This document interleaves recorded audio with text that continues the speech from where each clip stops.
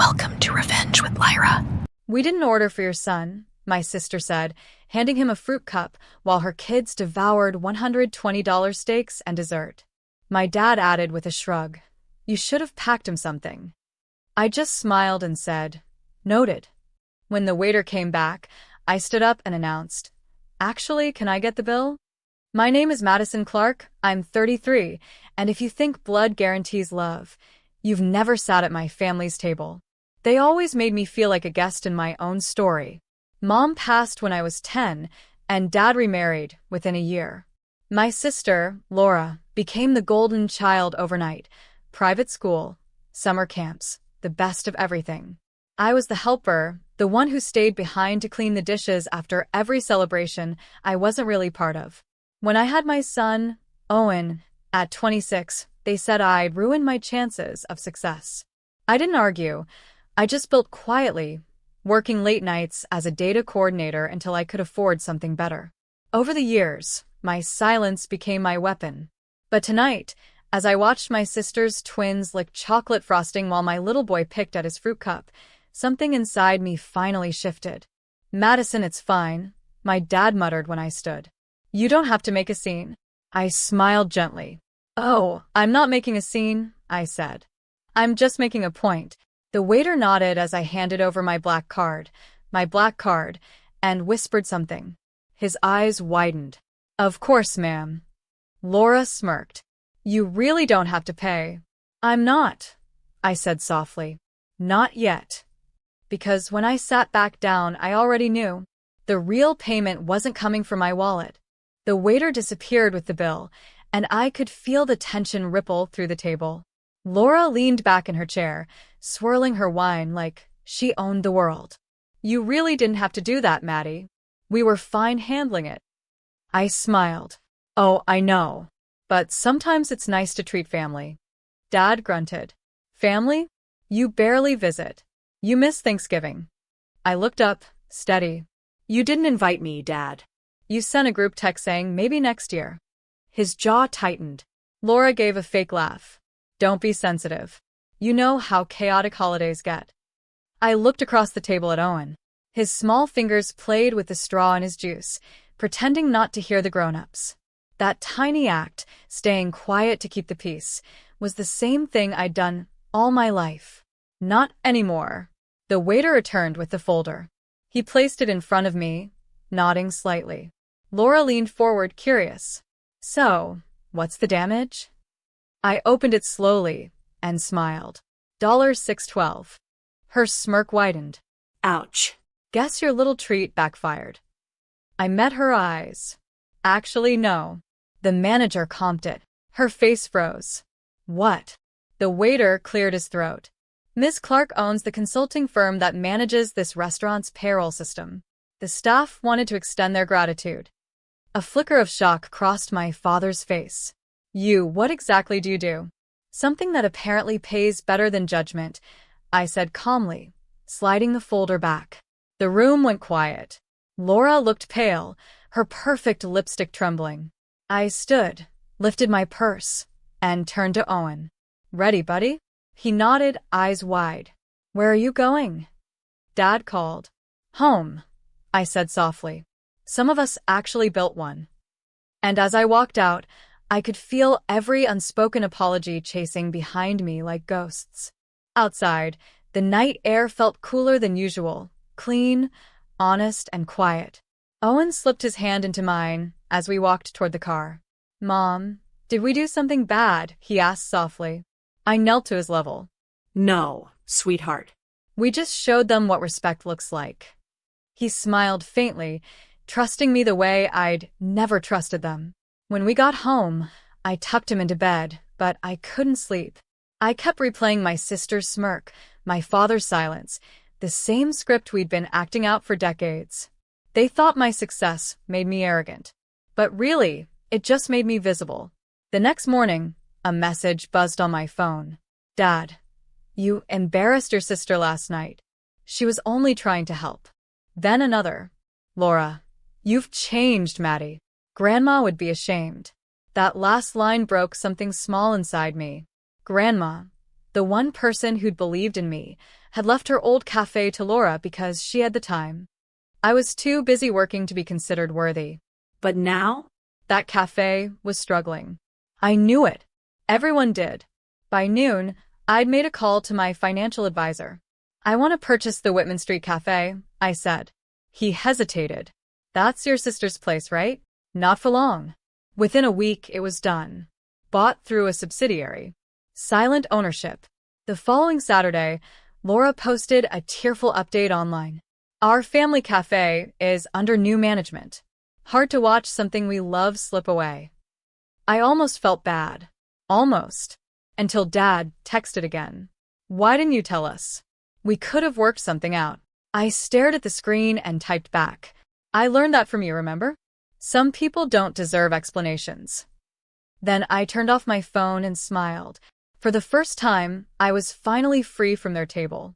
By Monday morning, the papers finalized. The cafe sign was repainted, its books reorganized, and the staff, half of whom Laura had underpaid for years, were now working under fair contracts. I kept my name off everything. No grand reveal. No bragging. Just balance. Still, word spreads fast in small towns. That evening, I was cleaning up Owen's crayons when my phone lit up again, Dad. This time, his voice was shaking. Madison, did you buy the cafe? I stayed silent. Laura's devastated, he continued. She said the new owners kicked her out. How could you? I took a slow breath. Dad, when I was 18, you told me you couldn't afford my college. You drained Mom's savings to help Laura build her dream cafe. I didn't say a word. I worked 2 jobs instead. Consider this an overdue correction. He exhaled sharply. You're being spiteful. No, I said softly. I'm being fair. For a long moment, there was nothing but static. Then his voice, small and tired.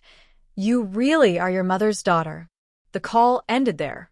But that single sentence, the first time he'd ever compared me to her, didn't hurt. It healed. That weekend, I drove past the cafe, just before closing. New signage gleamed under the lights. The willow cup. My grandmother's favorite flower. My mother's favorite word. Through the window, I saw customers laughing. The air looked warm again, not desperate. Laura stood across the street, staring at the place she once claimed was too much responsibility. When our eyes met, she didn't scowl. She just looked lost. I didn't roll down the window. I didn't gloat. I simply nodded once, the way Mom used to when she knew she'd done the right thing, even if it hurt. Some lessons don't come from revenge. They come from peace that looks suspiciously like power. Days passed, and for the first time in years, my phone stayed silent. No guilt calls, no emotional blackmail, no subtle reminders that I'd broken the family. Just calm. Until one Friday morning, when an unfamiliar number flashed across my screen. Against my better judgment, I answered. Madison? It's Dad. His tone was uneasy, like he'd rehearsed this call all night. Your sister's struggling. She can't find work. She says the cafe was all she had. I leaned against the counter, staring out the window at Owen's school bus pulling away. She still has you, I said. He sighed. You sound proud of what you did. I paused. No, Dad. I sound done with pretending it didn't matter. Silence. Then his voice cracked. I never wanted things to end up like this. I thought I was protecting everyone. I closed my eyes. You were protecting your comfort, not your kids. He didn't argue. For the first time in my life, he didn't defend himself, he just listened. Later that day, I stopped by the Willow Cup. I told the manager to hire 2 new staff members, both single mothers from the local shelter. No one should be treated like I was, I said. When I walked out, I saw Laura sitting in her car across the street, watching me. She didn't wave, but she didn't glare either. Just a long, searching look that almost felt like surrender. That night, I sat with Owen as he drew pictures of our coffee shop. He colored a flower above the sign and grinned. Mom, it's like a happy place now. I smiled. That's the point, sweetheart. We don't fix broken things by hating them. We fix them by owning them. And for the first time, the word owning didn't mean money. It meant peace. A few weeks later, I was in the cafe office sorting invoices when the door creaked open. I looked up, and there was Laura, standing in the doorway, holding a folder and a storm of emotions on her face. "Can we talk?" she asked quietly. I gestured to the chair across from me. "Go ahead." She sat down, shoulders tense. "I came to pick up the last of my paperwork. But I wanted to see what you'd done to this place." I leaned back. "You mean how it's functioning now?" Her eyes darted around the room. The new espresso machine, the busy tables outside the window, the hum of customers that hadn't existed in months. "It's different," she said finally. "Better." "Because I paid people what they deserved," I said softly. "Because I cared." Her lips trembled. "I cared too, Madison. I just didn't know how to run it. Dad said you wouldn't understand business." "He was half right," I said. I didn't understand his kind of business, the one that builds pride out of neglect. Laura looked down. "You humiliated us." I exposed the truth. I corrected. "You can't call it humiliation when it's accountability." She looked up, tears brimming. "You sound just like Mom." That caught me off guard. For years, Mom had been the line neither of us crossed. I swallowed. "Then maybe that's the first compliment I've ever earned from you." She stood, clutching the folder. "I'm sorry, Maddie," she whispered. "For the dinner, for Owen. For everything." I nodded. "I know." And for the first time, she didn't run away from silence. She let it settle between us, a quiet acknowledgement that maybe, just maybe, we'd both grown up. When she left, I stayed seated, hands trembling, not from anger, but relief. Sometimes closure doesn't slam the door. Sometimes it just walks out gently and lets you breathe. After that day, something in me shifted. The anger that had fueled me for years began to dissolve, like steam fading from a mug left too long untouched. I realized revenge had never really been my goal. It was recognition. A week later, I invited Dad to the Willow Cup. Not out of guilt, but because Owen had asked, "Grandpa ever come here?" And I didn't want my son to inherit my silence. When Dad arrived, he looked older, smaller somehow. He sat at the same corner table where he'd once told me I was too sensitive to survive in business. I placed a cup of black coffee in front of him. "On the house," I said. He stared at the cup, then at me. "You turned this place around." "I turned myself around," I replied. The place just followed. He exhaled. "Laura told me what you said. About respect." I nodded. "It's something I had to teach myself." You could have taught it, Dad. "You just didn't." He nodded slowly, eyes moist. "I was wrong, Maddie. I thought keeping things in one child's hands would make it easier. I didn't realize I was cutting the other one off completely." I didn't rush to fill the silence. I let him sit in it, let him face the cost of what he'd done. Finally, he whispered, "You built something good. I'm proud of you." The words should have come years ago, but hearing them now didn't sting. It just settled. I smiled faintly. "Then do me a favor, Dad." "What's that?" "Stop being proud of me. Start being better with me." He looked at me for a long time, then nodded. "I can try." And for once, I believed him.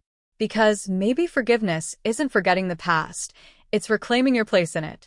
Sunday morning, I opened the cafe early. Sunlight spilled through the windows, soft and golden, wrapping everything in quiet peace. Dad arrived holding a small wooden box. "It's from your mother," he said. Inside was a folded note and a key. "For my girl who listens more than she speaks. When they underestimate you, don't shout. Build." I smiled. She always knew. He nodded slowly. Maybe I didn't. Owen ran from the kitchen, flour on his cheeks. Grandpa helped me bake muffins. For the first time, I laughed without holding back. Later, Laura appeared with a bag of coffee beans. "Partnership offer," she said shyly. 50-50. No conditions. 50-50 in effort too, I replied. "Deal," she whispered. By noon, the cafe buzzed with life again. Voices, laughter, the hum of forgiveness filling every corner. I stepped outside, looked up at the sign. The willow cup. It no longer represented loss. It meant legacy reborn. Owen tugged my sleeve. Mom, do you think Grandma can see us? I smiled at the sunlight. I think she never left. And just like that, the past felt quiet. Not gone, just finally at peace.